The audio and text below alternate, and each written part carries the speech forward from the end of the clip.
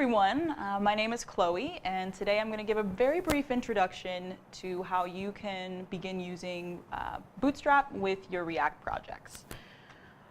So what we're going to cover today, a tiny bit about what responsive design is, why we have to use an abstraction over an existing library in order to utilize Bootstrap without conflicting with our React state, why jQuery and virtual DOM do not coalesce, and a little bit of a demo of how you can easily override the default Bootstrap styles. So why Bootstrap?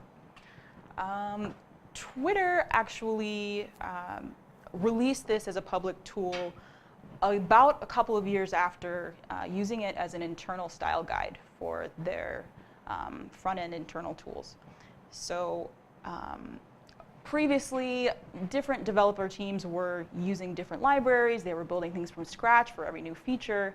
So there was a lack of consistency and quality in the code, and it made it hard to maintain. So two of their devs built Bootstrap. It was originally called Twitter Blueprint. And the claim to fame is actually the 12-column grid system. It's extremely easy to dive right into using their components, which are actually just CSS classes with baked-in JavaScript functionality.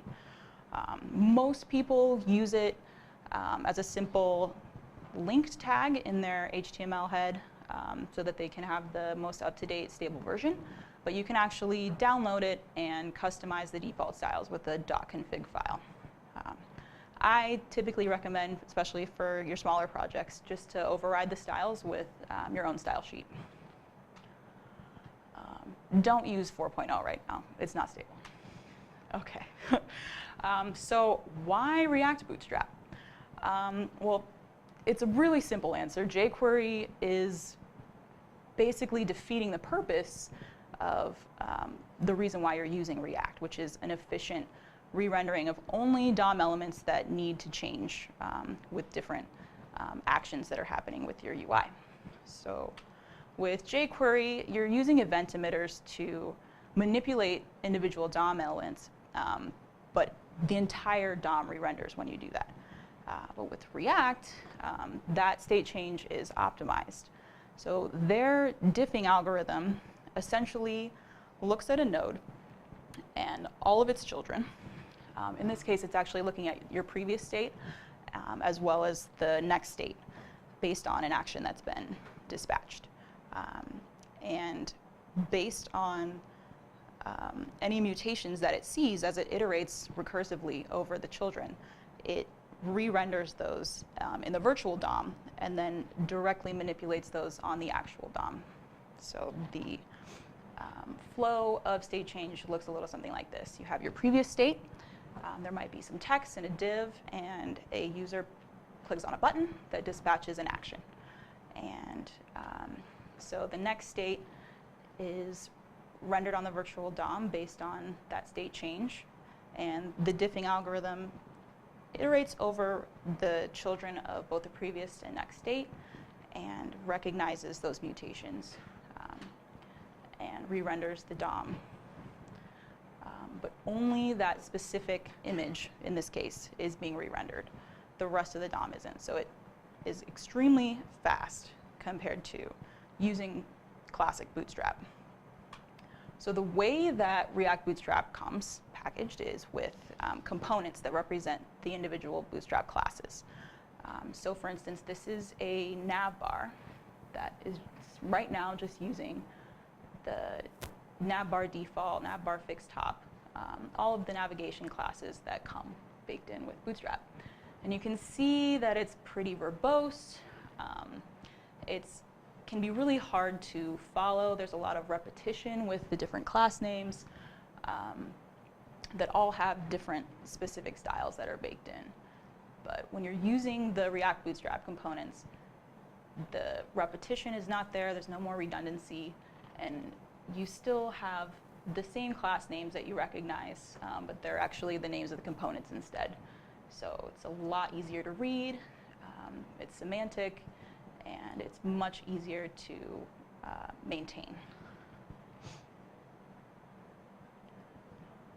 So I am going to demo a little project that I made over the break. As far as getting started with Bootstrap, getbootstrap.com is the actual website of Bootstrap, but the React Bootstrap library can be found either through NPM or on GitHub.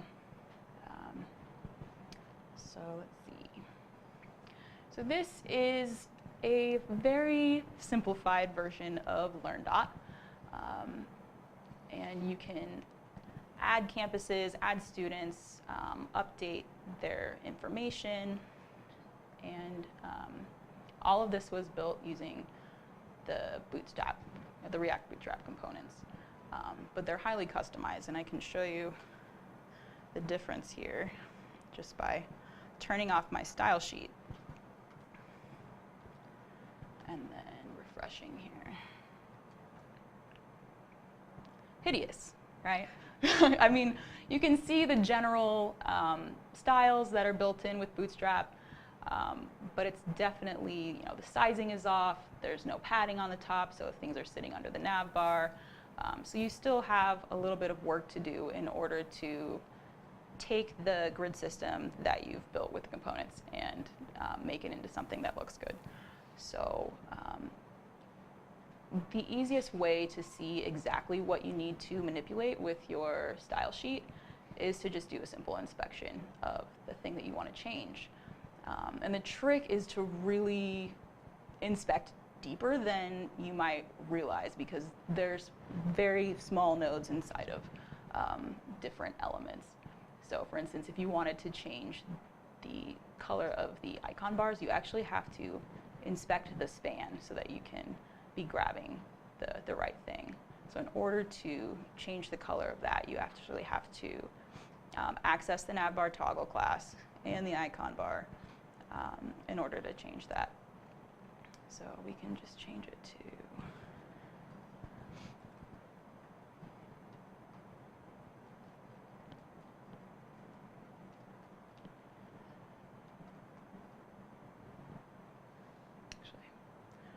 not background color, it's just text.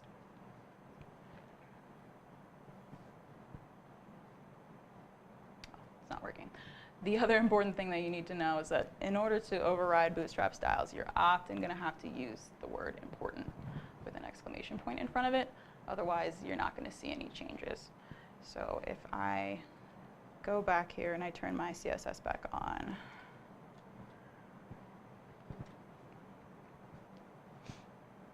and we re-inspect all the changes that I've made, it's going to be littered with the word important. Just get used to it.